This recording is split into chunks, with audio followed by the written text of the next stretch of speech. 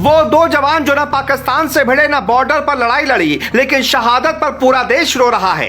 एक सेकंड की भी होती देरी तो उजड़ जाता राजस्थान का ये गांव। 2500 लोगों के साथ उठती अर्थियां, हवा में उड़ता विमान, नीचे बस्तियां, तभी लगी आग और पायलट ने कहा अपनी छोड़ो, गांव को बचाओ।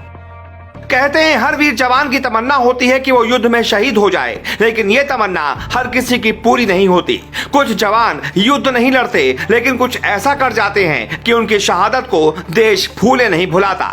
ऐसी ही शहादत की एक कहानी आज हम आपको सुनाएंगे, जिससे सुनते ही आप कहेंगे शहादत का कोई मोल नहीं होता और मां के आंसुओं का कोई प्रोटोकॉल नहीं होता। ये कहानी 29 जुलाई की उस काली रात की है जब राजस्थान के एक छोटे से गांव भीमाड़ा के लोग खाना खाने के बाद सोने की तैयारी कर रहे थे।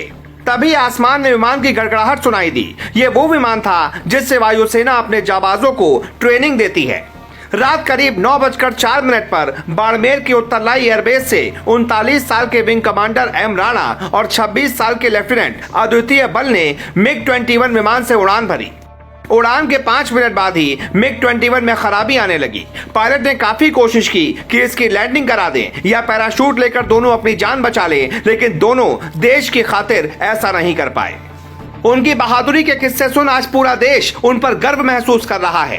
दरअसल पायलट जब पैराशूट लेकर विमान से कूदने की सोच रहे थे, तभी विमान एक गांव के पास जा पहुंचा। उस गांव की आबादी करीब 2500 है, जहां रहने वाले बड़े बूढ़े, महिलाएं और बच्चे सब रात के अंधेरे में आसमान की ओर ऐसे टकटकी लगाए देख रहे थे जैसे मौत का गोला उनके ऊपर गिरने ही वाला हो।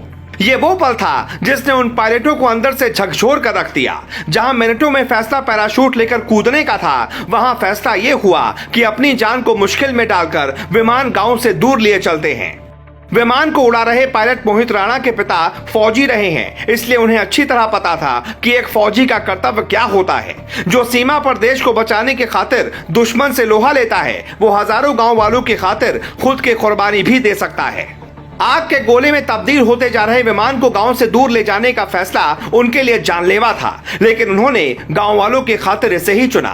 गांव से 2 किलोमीटर दूर जब विमान एक रेत के टीले पर गिरा तो दोनों की जान जा चुकी थी। विमान का टुकड़ा टुकड़ा कई किलोमीटर में फैल गया था और आग की लपटें ऐसे दिख रही थीं जैसे पूरा गांव बल्ब की रोशनी से नहा रहा हो।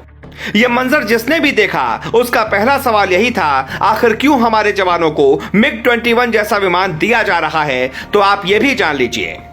9 सालों में सिर्फ राजस्थान में 8 विमान हादसे हुए, जबकि देश भर की बात करें तो 5 साल में 44 हादसे हुए।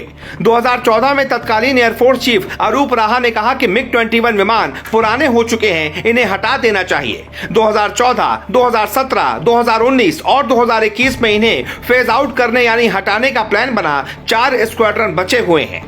65 लड़ाकू विमान, कई 2 सीट वाले ट्रेनर विमान और MiG-21 बाइसन विमान मिलाकर कुल 125 विमान हैं। इन्हें हटा दिया गया कि वायुसेना की स्क्वाड्रन कम हो जाएगी। अभी 32 स्क्वाड्रन हैं, जबकि 42 होनी चाहिए। मोदी सरकार में ही करीब 5 नई स्क्वाड्रन बनी हैं, तब जाकर वायुसेना पहले की तुलना में मजबूत हो पाई है। MiG-21 विमान भारतीय वायुसेना के बेड़े में साल 1963 में रूस की मदद से शामिल हुए थे, लेकिन बाद में रूस ने भी इसका इस्तेमाल बंद कर दिया। भारत जैसे देश का रक्षा बजट रूस की तुलना में काफी कम है। पिछली सरकारों ने सेना पर ज्यादा ध्यान नहीं दिया था। यही वजह रही है कि MiG-21 को आज भी सेना ढोने पर मजबूर है। लगातार हो रहे हादसे के बाद ये लोग पूछने लगे हैं कि अगर फंड की कमी से विमान नहीं खरीदे जा रहे, तो सरकार जवानों की शहादत के बजाय लोगों से चंदा लेकर उन्हें नए विमान खरीद कर क्यों नहीं दे देती? क्योंकि देश का एक भी जवान अगर किसी विमान में गड़बड़ी की वजह से शहीद होता है, तो फिर उस सरकार को इस पर सोचना चाहिए। हमारे 2 जाबाज जवानों ने जैसे अपनी बहादुरी से गांव वालों की जान बचाई, वैसे ही इन जवानों की जान बचाने के लिए देश की जनता को आगे आना होगा और कहना होगा कि अगर विमान खरीदने के लिए रक्षा बजट कम पड़ रहा है, तो हमसे चाहे सरकार ज्यादा पैसे ले ले, लेकिन हमारे जवानों की सुरक्षा हर कीमत पर सुनिश्चित होनी चाहिए। Bureau report, global Bharat.